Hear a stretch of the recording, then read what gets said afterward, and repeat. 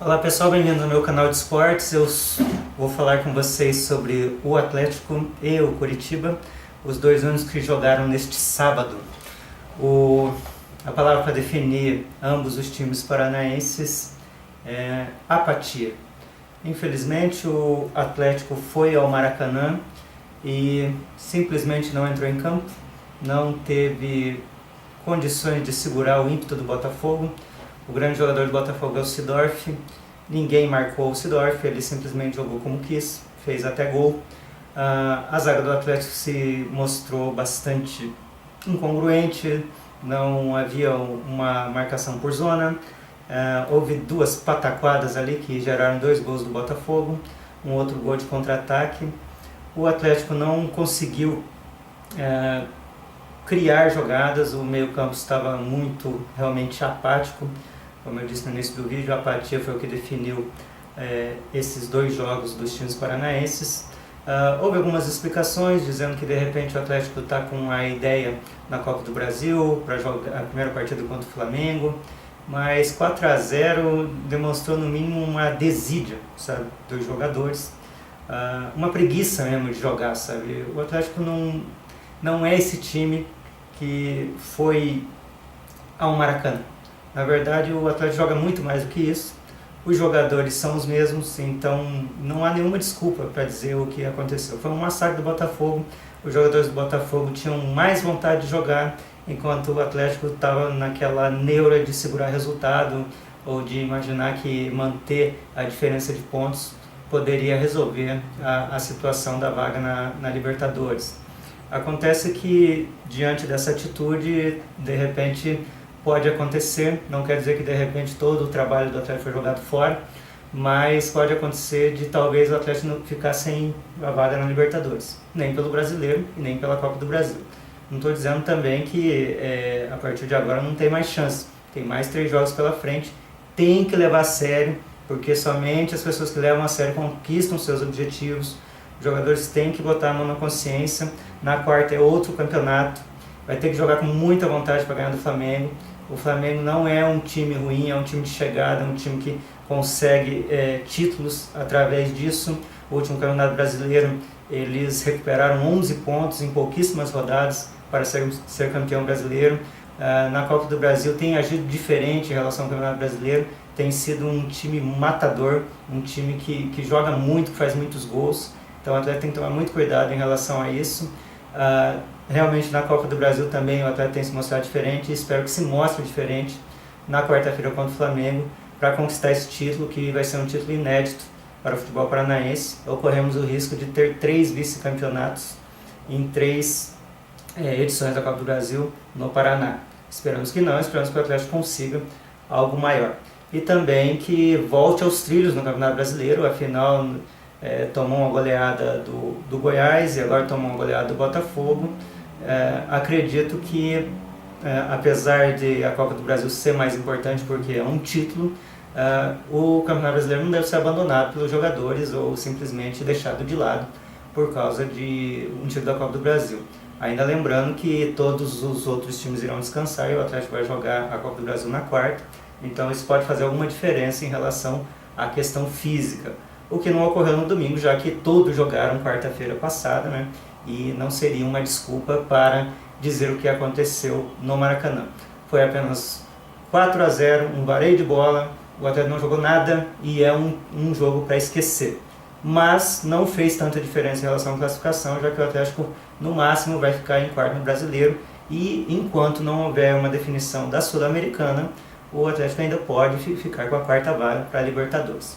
Da Sul-Americana nós vamos falar mais perto do fim, afinal, se não ocorrer um título de um time brasileiro, não será necessário falar a esse respeito. Voltamos a falar do Coritiba, 2-1 para o Criciúma. Então, o mesmo que se aplicou ao Atlético, não se aplicou ao Coritiba. O Coritiba jogou mais do que o Atlético, teve mais oportunidades claras de gol, não concluídas. De novo, a situação dos centroavantes que não conseguem fazer gols. O gol do Coritiba saiu com o Júnior Urso, né, que é muito contestado, mas ele dá a cara a tapa, ele luta, ele sua sangue, ele erra, ele passa, ele aparece, né, para para tentar fazer alguma coisa e alguns jogadores acabam se omitindo.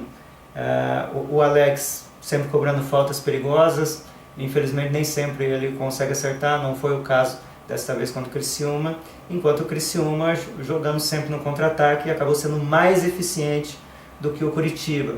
O Curitiba, a situação agora ficou caótica, já que eu estou falando antes da rodada, sabe? Então o Fluminense e o Bahia podem ultrapassar o Curitiba, vencendo os seus jogos, e o Curitiba pode parar na zona de rebaixamento, faltando 3 rodadas para acabar. Como eu disse nos vídeos anteriores, o Curitiba vai ter que fazer muito esforço para cair, mas vamos lembrar que o Curitiba perdeu para o Náutico, perdeu para a Ponte Preta, perdeu para o Vasco e agora perdeu para o Criciúma. Quer dizer, perdeu os 4 jogos de confrontos diretos, né, para cair para a segunda divisão. Então, se cair, vai ser por absurda incompetência ao vencer esse pessoal lá de baixo, né? Agora que está na zona do rebaixamento é o Bahia. Nem sei se vai enfrentar o Bahia ou se já enfrentou. Mas só o que falta, né? Perdeu para o Bahia também. Até teria que dar uma olhada lá se já jogou com o Bahia. Mas enfim, o Curitiba perdeu jogos importantíssimos. Se tivesse ganho de um desses times, estaria em situação melhor. Mas perdeu para todos. Então, será que merece ficar na primeira divisão? Os torcedores do Curitiba vão dizer. Os próprios jogadores é que vão dizer. Porque ainda faltam 3 rodadas. Não dá para bobear, certo? E se cair na zona do rebaixamento, pode não voltar mais, sabe? E aí, ano que vem, 2014, Copa do Mundo no Brasil, Copa do Mundo em Curitiba, e eu continuo na segunda divisão. Olha que coisa ridícula. Tomara que não. Tomara que, de repente, o Fluminense e o Bahia não ganhem seus jogos e o Curitiba permaneça ali em 14º colocado. Mas olha, tá dando muito... 15º, na verdade. Tá dando muito sopa pro azar. Demitiu o Pérez Chamusca, não devia nem ter contratado. Na verdade, o Pérez Chamusca, ele veio aqui, pegou uma barca furada, né? Acabou ganhando 1 ou 2 jogos, mas sabe, não sei se tinha o que fazer, porque o time é um time bom, mas tem a condição de não conseguir finalizar. Não havia como encontrar outros centroavantes, de repente buscar na base alguma coisa, mas é incompetência mesmo. O pessoal não tem qualidade, né? O elenco tem qualidade. Pô, de repente acha alguém aí que faz algum milagre. São 3 jogos, é fazer milagre mesmo. O cara vai chegar, não conhece o elenco, vai botar para jogar, ainda tem uma semana para treinar, o que deve ajudar em alguma coisa, mas puxa vida, né? Se conseguir, vai ser um verdadeiro milagre, né?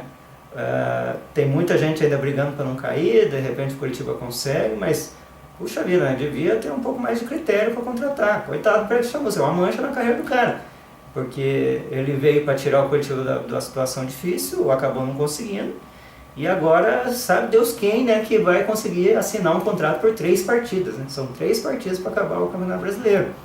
Tomara que consiga, e tomara que o técnico tenha qualidade, tomara que ele tire o Curitiba da situação, mas a situação ficou caótica. Nem sei mais se o Curitiba vai realmente ficar na primeira divisão. E também, tomara que fique, mas é só torcida, a gente não tem a condição de falar assim, pô, esse time é mais do que realmente mostrou. É o que vem mostrando, não tem mais o que fazer.